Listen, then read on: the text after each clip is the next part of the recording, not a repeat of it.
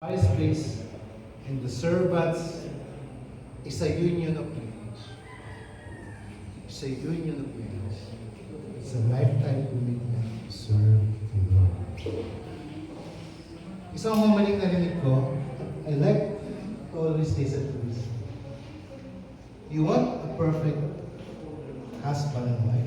You're looking for a perfect husband and wife. A perfect marriage. A perfect marriage is an imperfect husband. Is an imperfect wife. You know what? Our community, St. Vincent de Paul, Our Lady of Ramos Kendall, is an imperfect parish, an imperfect parish. On the other side, we have imperfect servants, but committed to serve together. But committed to serve together. We are not perfect. Hindi mo mawala ang mamayan sa bawat ministry. Hindi mo mawala ang pangayan, pagkakamali. It will never ever happen without being perfect. It's like a marriage that is not perfect. Kung nagkahanap kayo ng perfect parish priest, ng perfect priest, then this is not the right vision of God. When this is the right place to serve. But now this is a challenge for Israelites.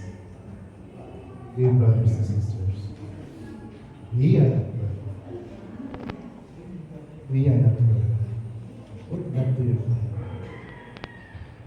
Put that to your mind.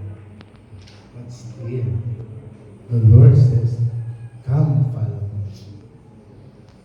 Come follow me. As we go down, go to our church sometimes. The Lord says, come follow me. Despite of all of these odds that we have been, and we will be again once we face the world of the Almighty. The Lord says, this one, come follow me. Serve me. Siguro dito ako mag-i-end, dear brothers and sisters. As we go along, sabi ko nga, magbaba natin dito, we're facing a new challenge to our service. New challenge. New problems. What is that? A new problem. Always the same problem. Always the same problem.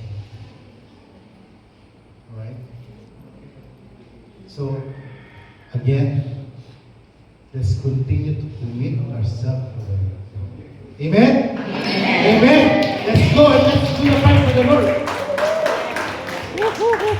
Monsignor Opiana. Monsignor. Siguro na ako kasi sabi ni brother, medyo. Ganito po, bali,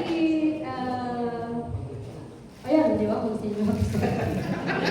Nawala tuloy ako. Bali, ayan po, meron tayong closing prayer. And before mag-closing prayer, gusto ko lang pick upin yung sinabi ni Ma'am na after ngayong araw, natatakot or may fear na ma-judge.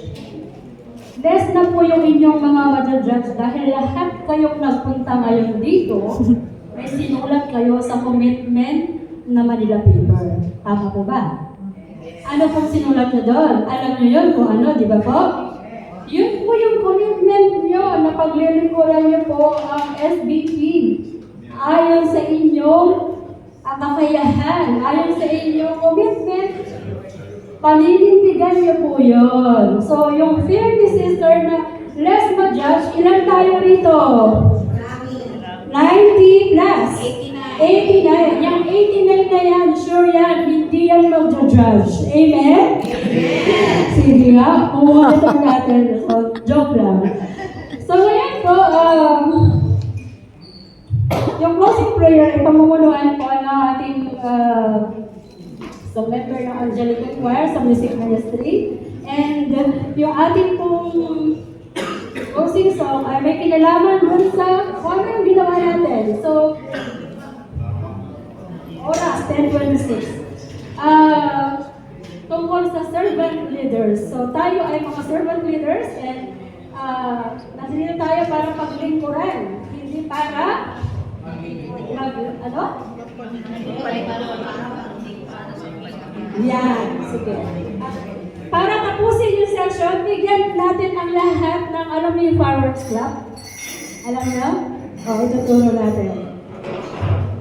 Tatlong pa-jump. 1, 2, 3. Tatlong palapa. 1, 2, 3. Ang fireworks.